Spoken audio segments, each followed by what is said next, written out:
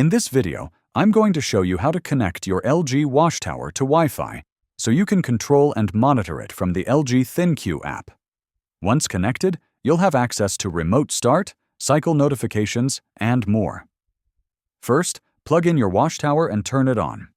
On the control panel, press and hold the Wi-Fi button for about 3 seconds until the Wi-Fi icon starts flashing. This means the unit is in pairing mode. Next, download and open the LG ThinQ app on your smartphone. Sign in or create an account, then tap the plus icon to add a new device. Select washer or dryer from the list, then choose LG WashTower. Follow the on-screen steps to connect your WashTower to your home Wi-Fi. Make sure you're using a 2.4 GHz network, as it doesn't support 5 GHz.